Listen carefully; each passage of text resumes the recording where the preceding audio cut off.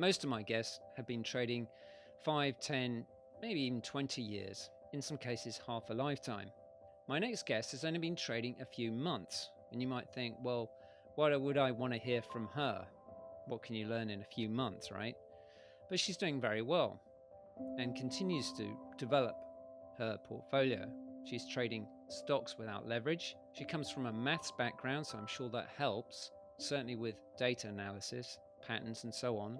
She's originally from a kind of fintech background in business and is doing a little less of her own business and more trading as time moves on, with a plan, I think, to go nearly full time as a trader. So, if you're interested in somebody just starting out and doing well and making a kind of transition from a full time career, a busy one at that, into the trading space, especially if you're interested at all in what women are doing and why they're doing it and how they're going about it, this is the episode you should watch. Enjoy. Maria, how are you? I'm doing very fine. I'm very happy to be today here and being guest on your podcast. Yeah, and where's here for you? Where are you at the moment? I'm in Munich, but as you may know, I'm also traveling from Munich to Costa del Sol in Andalusia. So I'm living at both places, which is a great gift to my life. But today I'm in Munich. Okay, good. So we met on LinkedIn, so to speak, and you took an interest in the podcast. I asked you if you'd like to be on the show, and you said, "Oh, not at the moment." And then time went by, and you got back in touch, and you said, "Well, guess what? I'm trading more, and it's going quite well, and I found your show quite inspiring. Can we have a chat on the show?" So here we are. So tell me about this transition. Where you started and where you are now. Exactly. So let me introduce myself a little bit also, so that we have a little bit of a background. So I am a digital transformation consultant. So I've done digital transformation projects over the last years. After I've been working for large corporates over more than 20 years, I founded my own digital transformation agency with two other friends. And this was in 2018, actually. And we went through the pandemic, and we survived the pandemic, which was good. But on the other hand, I did a lot of delivery projects on fintechs, on neo brokerage fintechs. So this is a little bit one linkage to what I'm doing now. And I got quite exhausted because those projects were always under very, very high pressure what the timelines are concerned. And by end of last year, I decided to stop this kind of delivery projects. And I took a decision to enter more into my investing activities, which I did already in parallel. But if you are employed, or if you are also running your own business, the time is quite limited, right? And especially when I was managing all these delivery projects, time was very, very, very limited for me to enter into much more investment activities than I did before. But after I decided to discontinue my delivery activities, I saw somehow an open space, and I could somehow inspire myself to do some more activities there. And I start to explore and to research. And people who know me know this already from me, that the first thing what I'm doing is read a lot, talk to people, and listen to podcasts. I'm a podcast addict, not only for trading, but also for a couple of other topics as well. And your podcast somehow caught my attention because you had also some female traders in your show, and that Yeah, was basically my thank you for selection that. criteria. So that was because, of course, there are a lot of really excellent podcasts out there, also about trading, and very technical, very very theoretical, also into the details and so on. But I wanted to listen how especially female traders are feeling when they're entering in this world. So um, that was in at the end of last year when I started to listen to podcasts for myself somehow to start the trading journey. I designed somehow my setup where I think we will talk about this also a little bit later today. But back to your question, exactly. So in February, when I was in Spain again, I had a little bit of time also to listen again to a couple of podcasts. identified your podcast, and it was absolutely fascinating because I like the music, I like the people on your show, the way how they describe the journey they went through, and I found something in common that most of them uh, tried into the trading trajectory just to have a better life, and that was something I wanted also to do. However, I was very much at the beginning, but then I found some other inspirational sources for information, for formation, for learning, and I started trading in February this year, very poorly, on a very small amount of my entire wealth, but it's going well. I'm quite happy about this. And so that's basically the trajectory where I contacted you again a couple of weeks ago saying, now I'm ready. Now my confidence is high enough to talk a little bit more about trading than I used to. So really, you've only been trading just a few months. What did you start with? So, um, well, I'm investing and trading a little bit in stocks already since a couple of years, but very passively. So I had my pick list of securities and basically stocks and ETFs, and simply looking for high dividend yields. And that was my investment portfolio, which I still have, more or less in the same strategy. What I'm doing now is trading in terms of technical trading. So I'm looking at charts, I'm looking at the technical analysis of a list of stocks I have selected. And I'm looking for patterns basically. So that's what I'm doing. I'm still a little bit, let's say, exploring different patterns, which are quite easy to spot on, at least for me. And I'm trying to learn a pattern on paper trades. And when I'm feeling confident enough, I'm then transferring it to my live account. That's what I'm doing basically. And these would be CFDs, or are you trading without leverage?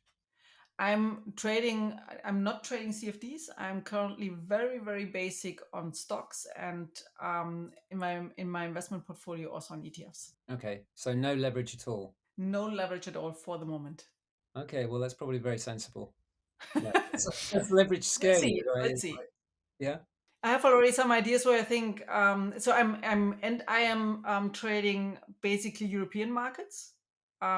So basically Germany, a couple of selective stocks also in Spain, but this will be something where I need to consolidate it and be really on one market. Okay. And are you honing in on one sector or two sectors, a wide range? And this is something I learned over the last months. When, at least for me, it works quite well. What I'm going to tell. Um, when you're relying on the technical analysis, honestly, it doesn't matter really whether you want to concentrate on certain sectors or industries. What I love to see is somehow liquidity and of course some volatility as well, so that you see the price movements. Otherwise you have some, let's say, side movements where you don't see really the direction somehow to change. And this is something you need to go then into a trade or then to stay at the sidelines. So to your question, yes, I like to see basically blue chips, or let's say mid-tier caps, and then with some considerable liquidity so that I can see some movements in the charts. You mentioned patterns. What kinds of patterns? So I'm currently working on patterns, on chart patterns, on price patterns. I'm not using indicators at all, at least at the moment. And regarding the price chart patterns, what I'm looking at are very simple double bottoms, double tops, and also what I'm currently trying to convey it from, which is very much used at the FX market, to see whether it's working also at the stock market. I'm searching also for price movements in demand and supply areas as well. So that's something which I'm exploring currently. I've also tried, but more on my paper trades, and with some considerable success as well, with Fibonacci levels, which is very interesting to observe because this is a very reliable pattern from what I've seen. I'm still a bit reluctant to move it over also to my live account at the moment. Okay. And are you using any kind of software, like and like scanners or data analysis like tip ranks, anything like that? Honestly, this was something which took a lot of time for me because even though in my projects I did for my customers and regarding the onboarding of fintechs, I had a lot of exposure to front ends provided by those fintechs. Those fintechs were basically concentrated on the neo broker market. So the neo brokerage market is very much targeted at democratizing securities trading for retail clients, and the front ends are okay. They have a very clear strategy of providing basically mobile first front ends.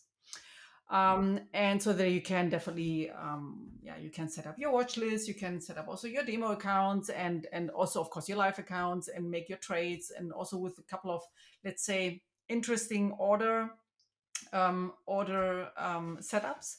But that's it. You're not able really to look at your chart. You're not able to somehow trade out of the chart.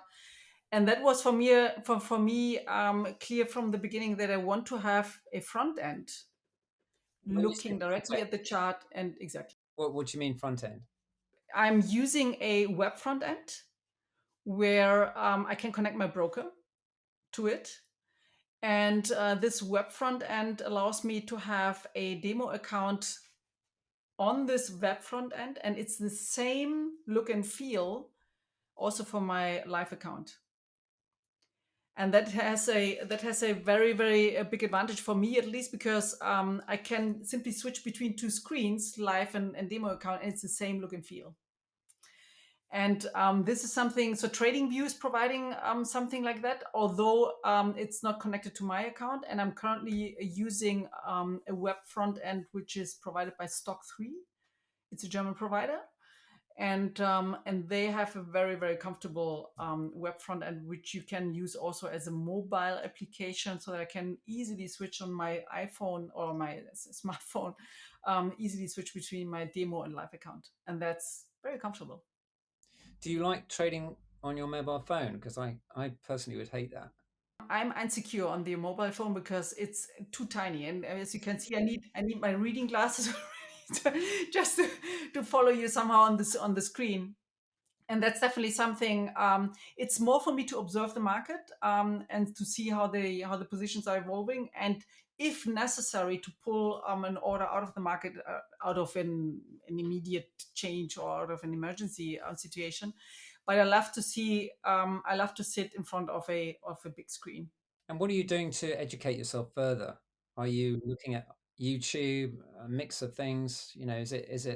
Are you part of a community like the Trading Cafe, for example, which is very good? Exactly, exactly. So this is there are a couple of sources I'm currently using. So first of all, I'm simply using data and exploring data. I can't hide my education. I'm graduated in mathematics, and that's something which is already giving me some, let's say, some gifts in the way how I can analyze data. So that's something which is more or less learning by doing. What I'm also doing is still listening to podcasts, also to your one. And what I'm also doing is, in the moment when I'm exploring a new trader who has also some social media presence, let it be a YouTube channel or even also an approachable channel, I'm contacting the people and try to somehow learn by talking to the people. But what was a real game changer, and I took this source also from one of your episodes, was a trading cafe.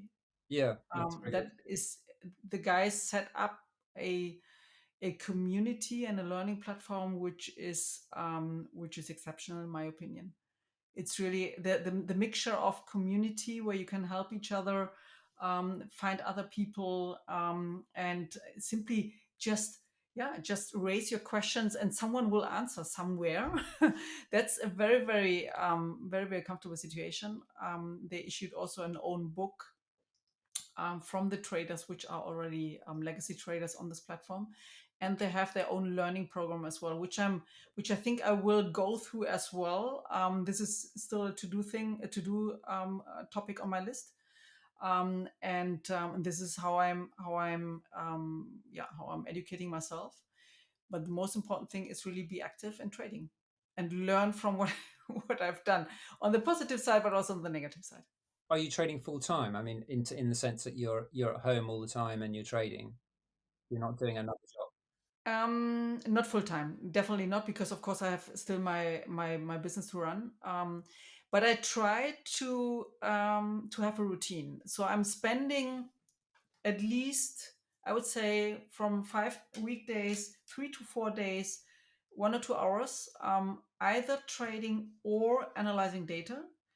The decision whether I'm doing the one or the other thing depends on the market conditions. If I'm seeing that I can't really read the market very well, I'm just stepping back, sit at the sidelines and analyzing my data. If I'm seeing, oh wow, that's exactly the pattern I want to see, and I'm seeing some opportunities, I'm preparing the orders, I'm pushing the orders in the market, and I'm letting go.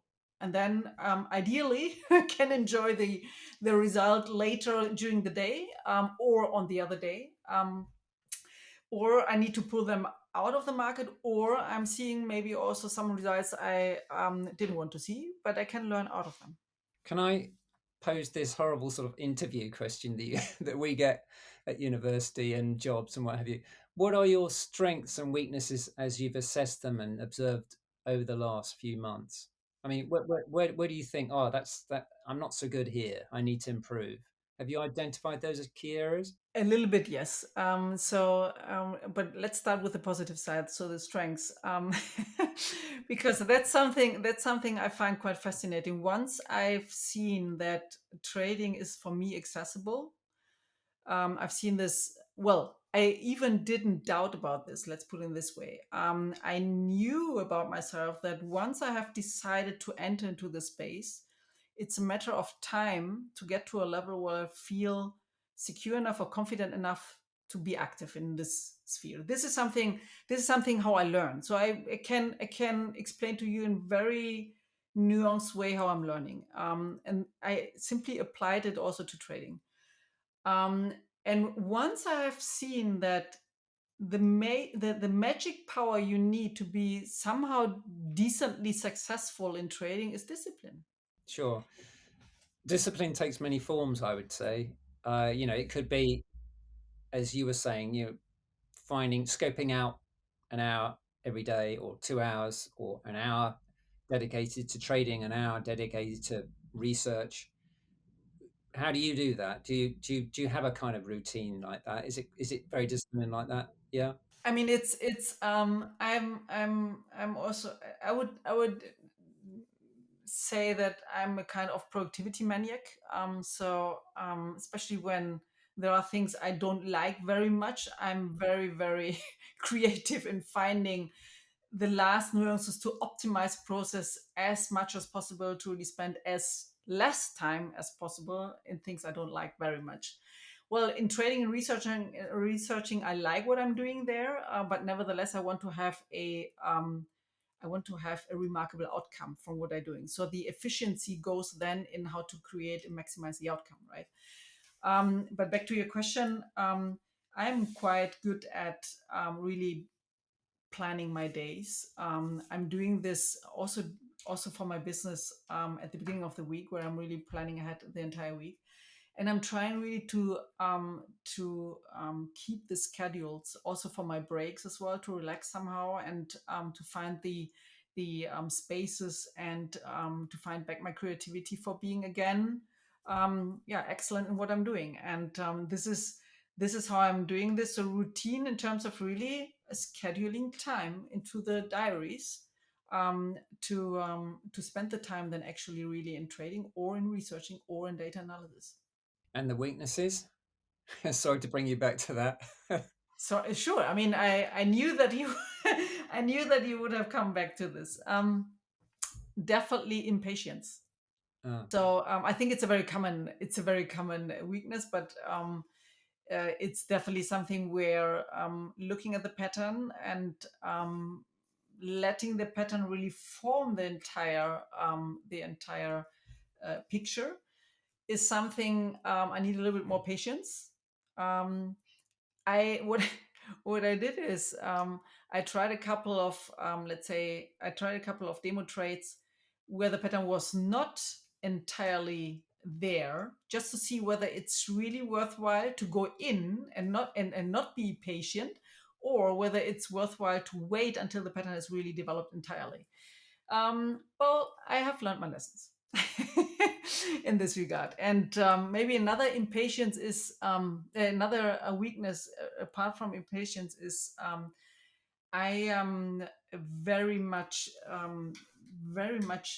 detailed oriented in the way how I'm trying to fix the topic. So when I'm getting told, okay, the pattern needs to look like this and that, I'm really looking at the exact way. And what I'm finding out also by the conversation with others is that, well, you need to be a little bit more creative as well, a little bit more, I would say, Mediterranean on how to look at it, and let the let's say the margin be a little bit wider than be too exact and then maybe miss an opportunity. Yeah, no, absolutely. I think that is a problem, isn't it? You want the entry to be so perfect, for Yeah, example, exactly. and it rarely is. I mean, it's almost luck in the end, because even if you measure it and compare it to the history of other patterns, something will happen and it'll be slightly out. And actually, in the grand scheme of things, it's not really all that material usually, unless you're just doing, obviously if you're a scalper and you're going at speed on the 3 minute charts and what have you, of course it matters. But it sounds like you're looking at 4 hour charts, daily charts, where really it's kind of beside the point. um, do you find you're weaker, or not weaker, but do you find it more difficult to get an entry point that you're happy with, or an exit, or is it kind of even?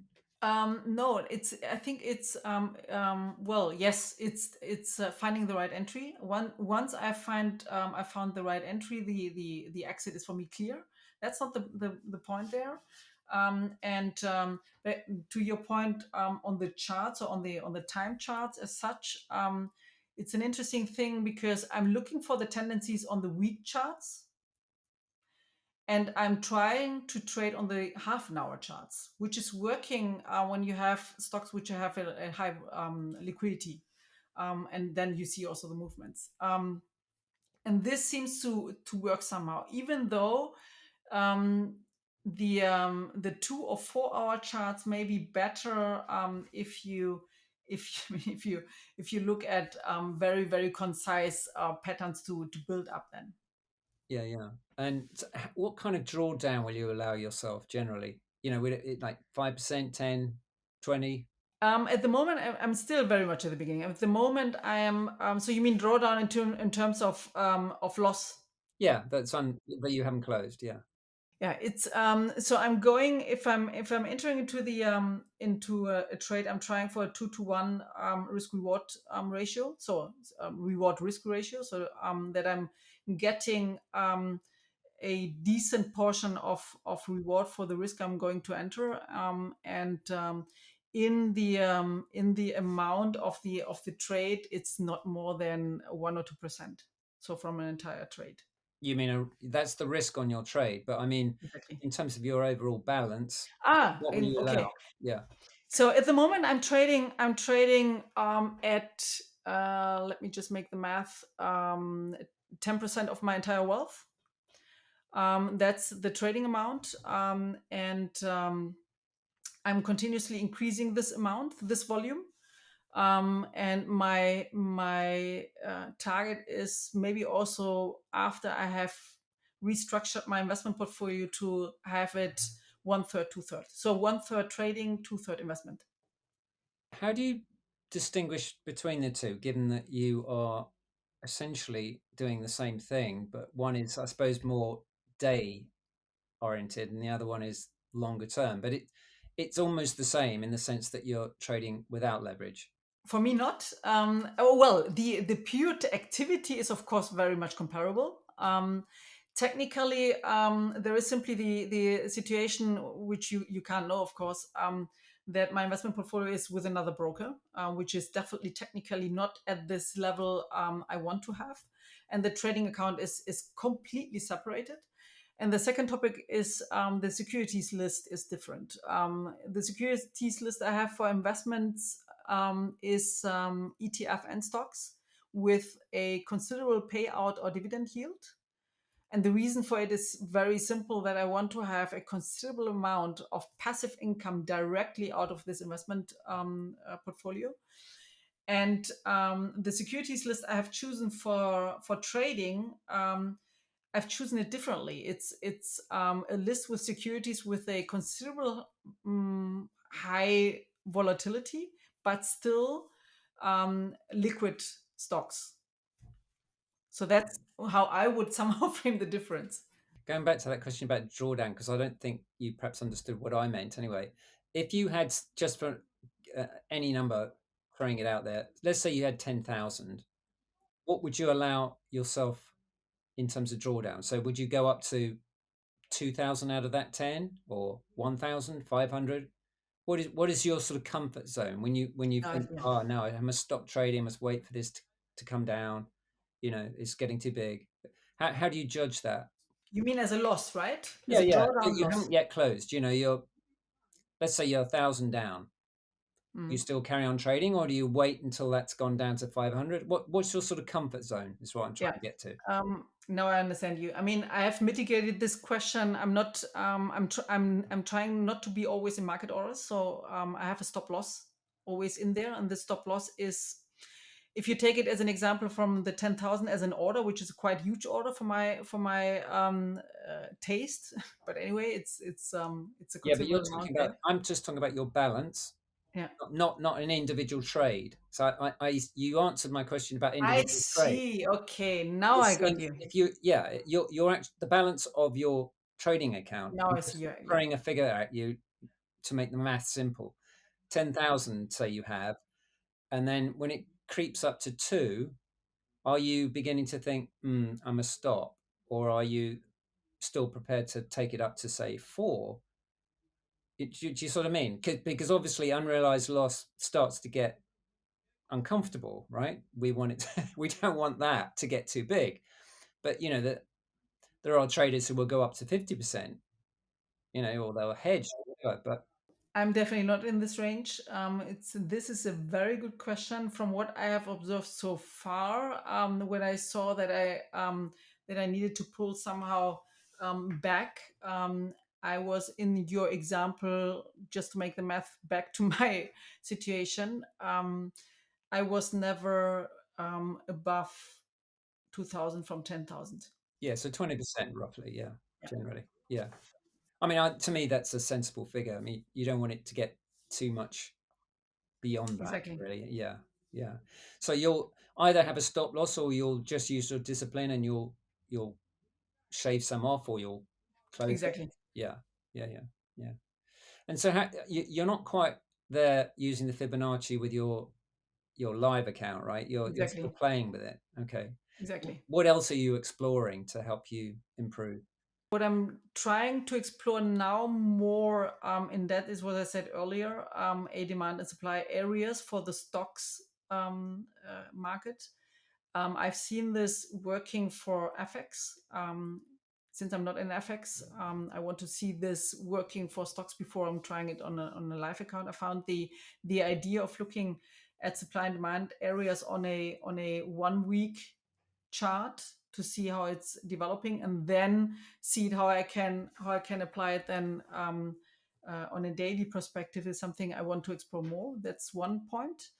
I may look also at indicators, even though, well, I haven't found really interesting information or data which is heading me to into this direction. But what I want to explore much more is definitely Fibonacci as well.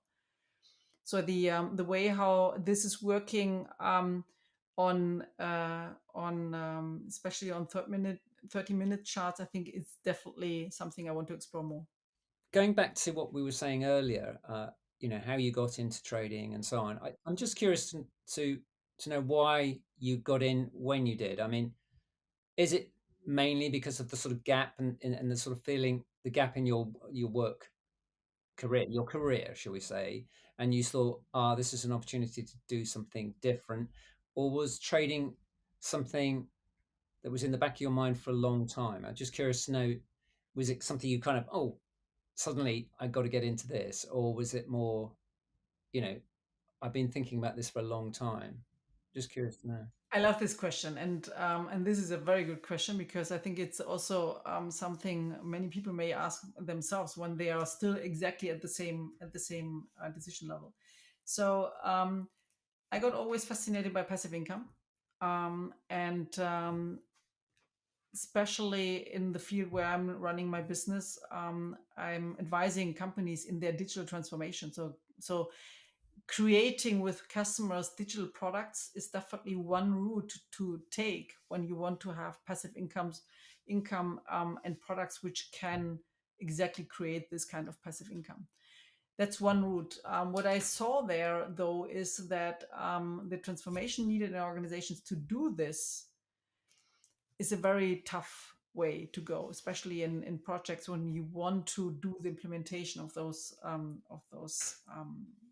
projects. And the other reason why I got there is I was always investing since a couple of years already, and the investment portfolio I grow up somehow got big enough for me to see the need to dedicate much more time into it. And the other reason is simply that I wanted to stop swapping time for money. So that's basically one of the main reasons where Common topic, isn't it? yeah, I simply wanted to spend time with people I want to spend with topics I want to dedicate time to, and also from a time duration as long as I want to, and ideally independent from whether I'm getting paid or not. So that's still in my mind, and I'm seeing trading and also a couple of other things I'm doing in this favor as one important vehicle, and it's getting into a direction where the time I'm spending there it's so concentrated and isolated for my own benefit that I'm willing to take the effort and whatever it takes to make my learnings, to invest the money I need, and to have a lot of fun in doing what I'm doing. Is free time to do other things, see other people, people you care about, becoming more important to you as time goes on, as you grow older, and you just, you've had a certain experience of going places and spending money on stuff, and you start to think, actually, I need more time for myself, my thinking, my best friends, whatever, family maybe. This is definitely something that comes to oneself's mind when you are getting older, because there's one simple thing happening: when you're getting older you don't have as much energy as if you were 25 or so. So that's something it's in the nature of the things. This is one thing, and the other thing is, as you just said, it's getting for me much more important to have quality time with people who matter to me. And I love simply to surprise people, just because I'm present, just because I'm not dependent on any timelines or any things being pushed to me from someone else where it makes sense or it doesn't make any sense at all. And I want to have this exactly freedom. I want to have the life design for me to spend the time I want to spend with the people who matter to me, and as long as I can. This is, in my opinion, the maximum yield you can get from time. It's not money; it's exactly the quality you're experiencing when spending this time with people you want to spend with. Yeah, so it's a new phase, isn't it? When you get to this point, I think, where you start Exactly. to focus in on this sort of thing. Are you finding, however, that at the moment your day is very full with this project, i.e., the trading plus your business, and it kind of, you sometimes wonder, well, this plan of having more freedom is not quite working yet, because although I can choose my trading hours, I'm working a lot at the trading, and then I'm doing my business, and I've got very little time for, for the people I'm doing this for, i.e., family and friends and what have you. the good thing is, first of all, I'm somehow independent from the location I'm working for from. That's already a degree of freedom many people don't have, especially when they are still in some corporate sandwich positions. Um, and when I'm drawing the direct comparison to people in corporate environments, then I'm seeing that they are so much pressed into schedules. um, I don't have this since a couple of years anymore, and this is the second degree of freedom I'm enjoying very much. I'm hearing what you're saying. That you're saying, okay, what about the time?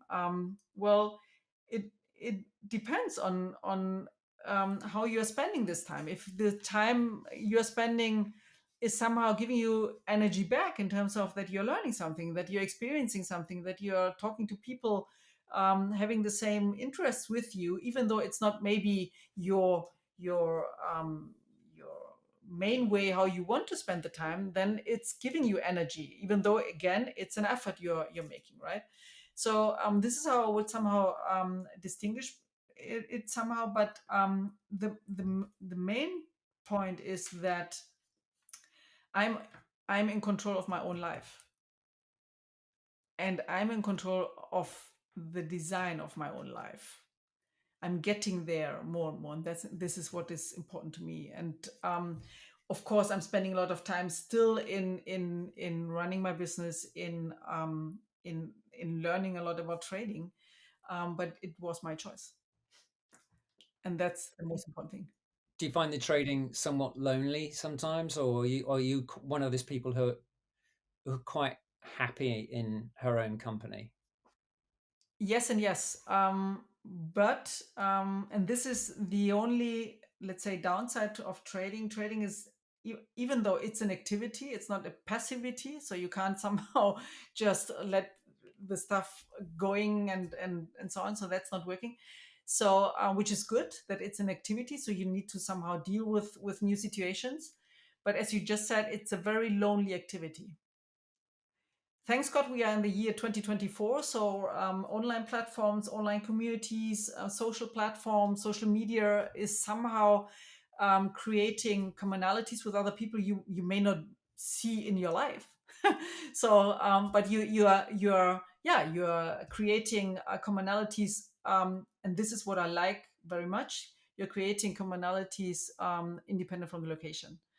And even though, yes, the pure activity also regarding the responsibility, and this is definitely something which is a high stake, the only person responsible for the good done, well done, or bad done trade is the person in front of the screen, no one else.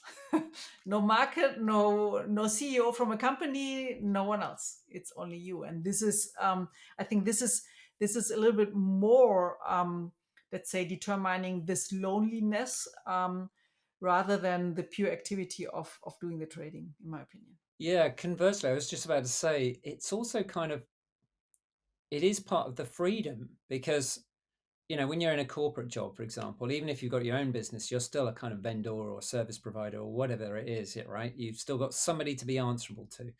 One of the things I do like about trading is the fact it's just as you say, you and the market. There is no one to report to. There is no one who's going to be grumpy tomorrow or blame you for something or misunderstand you. It's and I can see I can imagine anyway, as a mathematician, you kind of really appreciate that kind of almost pure science aspect to it. It's all about probability, and there's no good getting personal about it. You've really got to just see it as a kind of entity and as an exercise, and you can't get emotional about it. And if you can achieve that, that's quite liberating in a way because, as you're saying, you don't have those people to be answerable to. Okay, yes, it is. On one hand, it's lonely, but kind of the flip of that is that you have that freedom. When you want company, you can go and find it either in a community or you just take a day off, like you said. Go and see some friends for one day. You can do it when you want, however long you want. So yeah. Exactly. Exactly. So, yes, it's lonely from this aspect, but as you just said, there are a lot of options today to somehow overcome this loneliness, even while trading, by joining communities. And going back to Trading Cafe, that's one of the reasons why I am there. And it's so well organized. It's so well moderated also. So they have, I'm not sure whether you know this, but they have an acceptance level where you need to apply first so that they can see that you are taking it seriously, and then you're part of the community and a member, and then you can go ahead, right? Sorry, the cat had to be in the picture. The final question.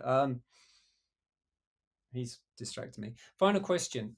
Sure. How have your friends and family, husband, whoever, uh, reacted to your interest in trading? I mean, has it been favorable, somewhat indifferent?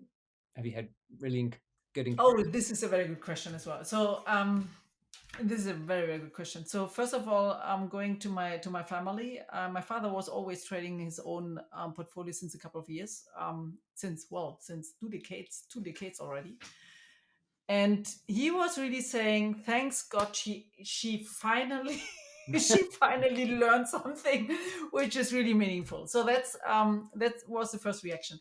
My friends, my closest friends, they accompanied me somehow in the whole trajectory of, okay, I need to stop doing something what I did in the past, and I want to get more freedom, and I want to be more present. And so they accompanied me through the entire process of finding what I want to do in the future.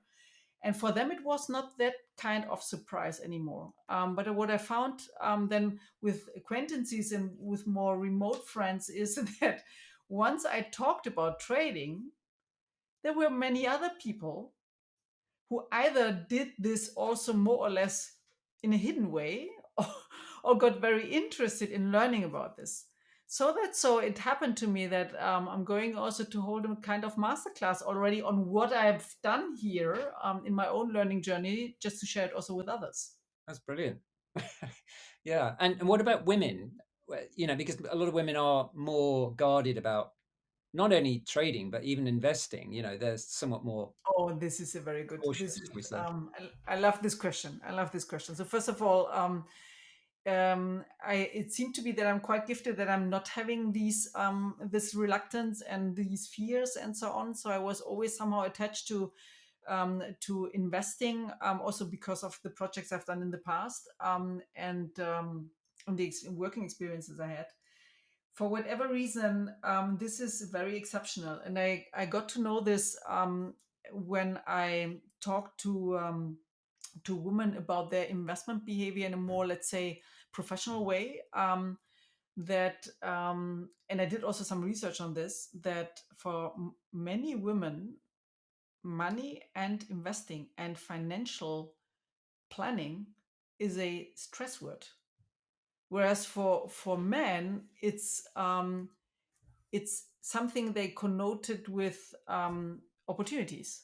So this is already very interesting as such. And I'm currently also supporting a kind of initiative, and may come also up as a startup, where this education gap, because I think it's an education gap of financial literacy for women, will be hopefully closed. So it's at least the target of this initiative. And I think it's a very important activity to make it better for women, or at least lower the barriers for them to take over the control of their own personal finances.